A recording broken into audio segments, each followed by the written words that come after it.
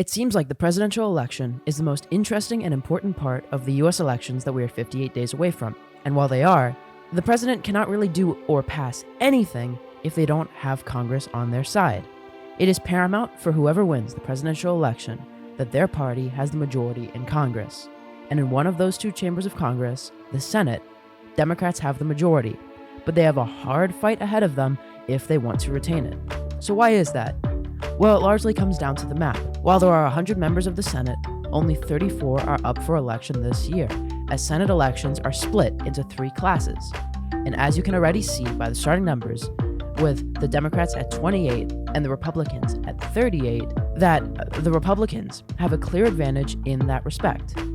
So will Kamala Harris's momentum be enough to overcome that, or will a possible Harris administration be stuck with a Republican Senate? Let's find out. So I'm going to start by characterizing all the seats that I think will go to either party by more than 15%. And I'm going to start off with the Democrats. So there's California, Washington, Delaware, New Jersey, Connecticut, Rhode Island, Massachusetts, New York, and then there's 2 seats in Vermont and Maine that are independents, but they caucus with the Democrats. So I'm just going to characterize them as Democratic seats. Then there's Hawaii, and finally, Minnesota. Normally, in most elections, Minnesota is not a safe state. However, Amy Klobuchar is extremely well-liked in the state, and her opponent, Royce White, is frankly a horrible candidate. So it's going to be over 15%, maybe as much as 20. Now for the safe states for Republicans. Utah, Wyoming, North Dakota, Nebraska's special election, Mississippi, Tennessee, West Virginia, and Indiana. So that already puts the Republicans at 46 seats and the Democrats at 40. Now for the likely seats for the Democrats, or the states that I think the Democrats will win by between 5 and 15%. We're going to start off with the state of Arizona.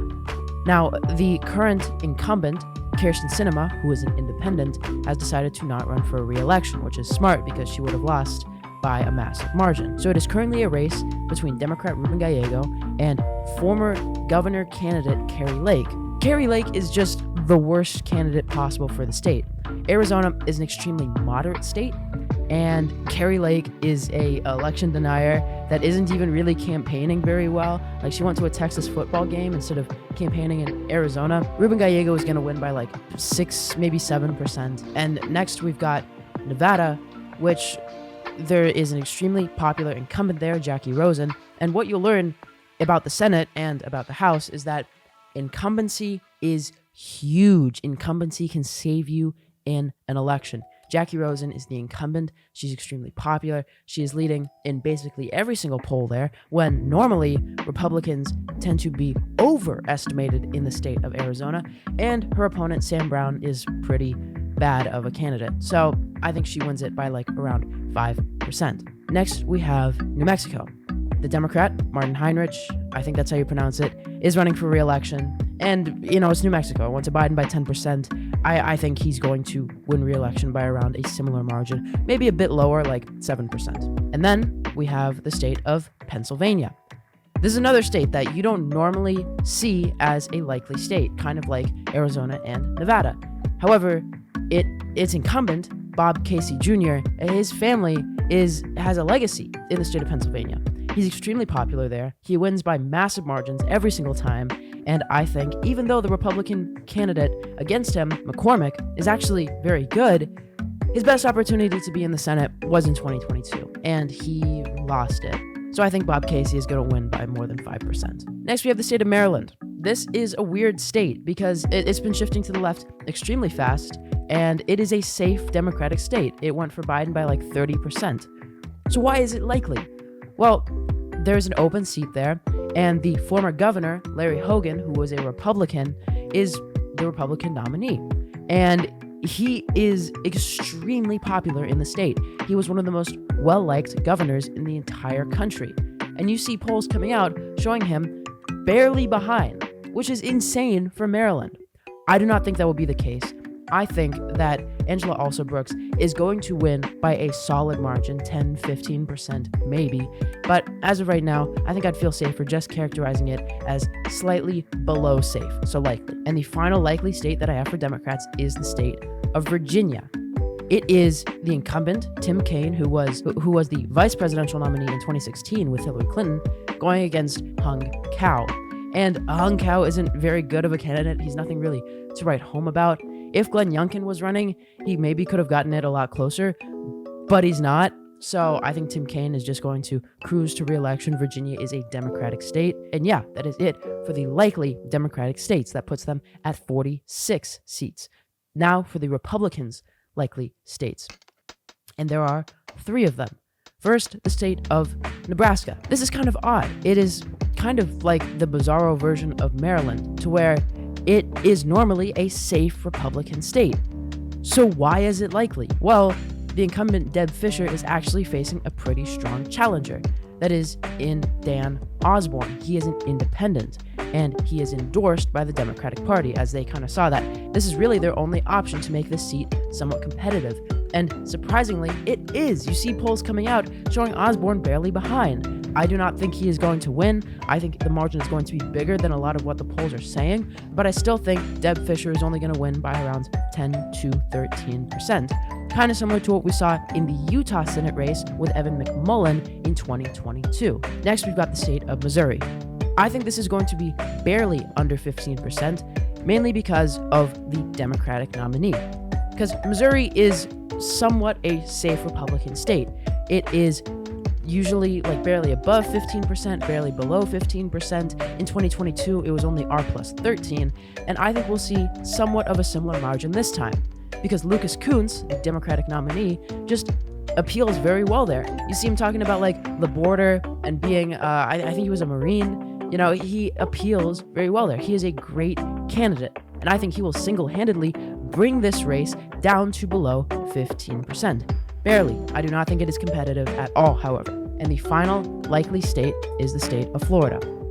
I think it is going to be barely above 5%, simply because even though Rick Scott is not a very good candidate, Florida is just shifting to the right very fast.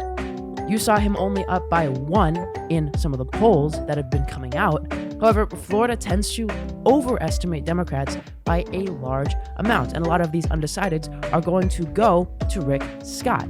So I think he barely pulls it at above 5%. And even if the race is close, I don't think Democrats have a very good shot. Rick Scott has a history of winning very close elections, and I do not think that will break. So here we are left with these 5 seats. The 5 seats that I think will be under 5%. And you see Republicans already 1 away from a majority if Trump wins, and 2 away if Harris wins. You see, if the party's respective candidate wins for president, they only need 50 seats because the vice president will break the tie. However, if the opposite party wins, then you would need 51 seats for a majority. So Republicans are only 2 away if Harris wins and 1 away if Trump wins. So how do they get that extra 2 or that extra 1? Or could Democrats make back those 5 seats? We'll just have to see. Now I'm going to go over the lean Democrat states, or the seats that I think will go to the Democrats by between 5 and 1%. Starting off with the state of Wisconsin. I think it'll be around 4.5% for the incumbent Tammy Baldwin. Her opponent isn't really anything to write home about, and she is a progressive, someone that really energizes Wisconsin voters, and she is a popular incumbent. I think she is going to do quite well there. Next, for the state of Michigan. This one is a little bit more special as it is an open race. It is between Elisa Slotkin and Mike Rogers. And the Michigan GOP is horrible. It's like as bad as the Florida Democrats. And frankly, I do not think they have that good of a shot. Even though it is an open race, Elisa Slotkin is a great debater, she's a great candidate, and I think she's going to win by around 3%. That's just me.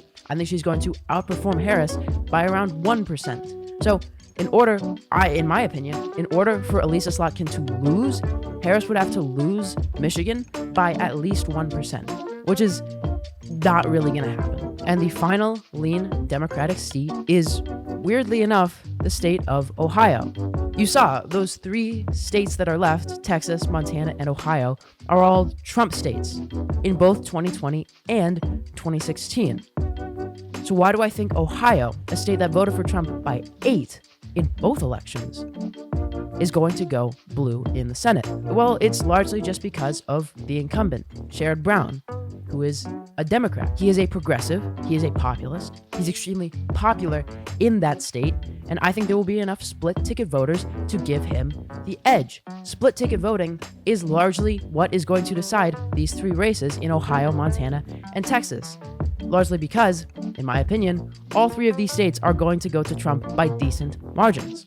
So I think there will be enough split ticket voting to give Sherrod Brown the edge. And that's largely because, compared to, for example, a state like Montana, Ohio only needs around 10% split ticket voters, because I think Harris is going to lose the state by around 9 to 10%. And I think Sherrod Brown can get that, largely because Bernie Moreno is a horrible candidate.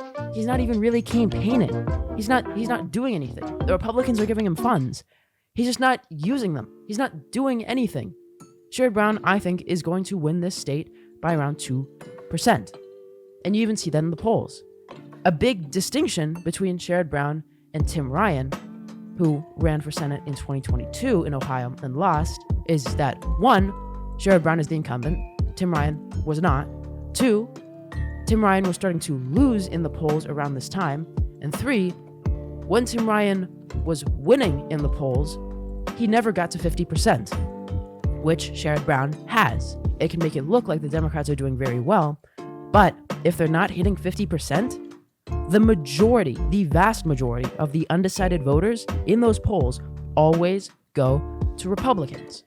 So if your Democratic candidate does not hit 50% in those polls, they are vulnerable. But Sherrod Brown is consistently hitting 50% in all of those polls. I think he wins by 2%. That puts the Democrats at 49 seats to the Republicans' 49 seats. So now let's talk about the lean states for Republicans. These states that I think will go to them by between 5 and 1%. And I'm going to start off with the state of Texas.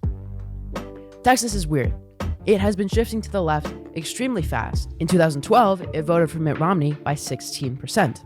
In 2016, it only voted for Trump by around 9%. And then in 2020, it voted for Trump by 5%. It is clear that it is shifting to the left quite fast. And the person that is running for re-election in this seat, Ted Cruz, also has a talent for making Texas bluer than it normally is. In 2018, he only won re-election by like 2%, barely getting majority in the votes. That is crazy for Texas. It is going to be a big problem on Republicans' hands when Texas does become a true full swing state. However, I do not really think that now is that time, especially because Colin Allred, while he is a decent candidate, he's not exemplary. So I think this seat is going to go to Ted Cruz by around 3.5%, something like that. I think he is going to underperform Donald Trump by around 1%, maybe 2%. But I don't really see it going blue. And the final lean state that I have for Republicans is the state of Montana. So that means I do think the Republicans will win a majority in the Senate. But Montana is interesting because it voted for Donald Trump by 16% in 2020. However, the incumbent there is a Democrat, Jon Tester, and he is actually quite popular there. He's your standard farmer, and he gets a lot of those split ticket voters usually. However, you see a lot of the polls coming out recently, and his favorability has been waning. And the fact of the matter is that polarization is at its height in America. And there are just less and less split ticket voters, to where I think it will be just enough for Sherrod Brown to win, but not enough for Jon Tester to win. Also just because he would have to win twice the split ticket voters as Sherrod Brown, which I just can't really see happening. Do I think he has a path? Absolutely. But do I think he is favored? No. I think Tim Sheehy, the Republican nominee, wins by around 3%. He has had some scandals recently about using racial slurs and stuff. If he does fall into that Herschel Walker trap of having scandal after scandal, then yeah, I think Jon Tester could be favored. But as of right now, that scandal just seems like a one-off. And I think that Tim Sheehy has the edge. So as of right now, simply just because of how tough this map is for Democrats, I think Republicans win the majority. But look at the margins here. Montana as lean. Texas as lean, Ohio blue, Pennsylvania likely, Arizona likely, Nevada likely, Minnesota safe. Democrats are outperforming what they really have any right to. However, it's just not enough. There's a guaranteed flip in West Virginia just because Joe Manchin is not running and because Jim Justice is. And it is tough for there not to be another flip in Montana. However, I think they will be able to prevent a third flip in Ohio. So I think Democrats will do quite well. I don't think it will be enough to hold onto the Senate just because that is frankly, at this point, a near impossible feat. But I think they will do pretty good. And come 2026, when there is a much more favorable map for them, yeah, I can see them taking back the Senate. So thank you guys for watching. That's going to be the end of today's video. Thank you. We're at 1.5 thousand subs. Stay tuned for, I'm going to try to get my mega election night out by Monday. Thank you. I will see you in the next one. Have a good day. Bye.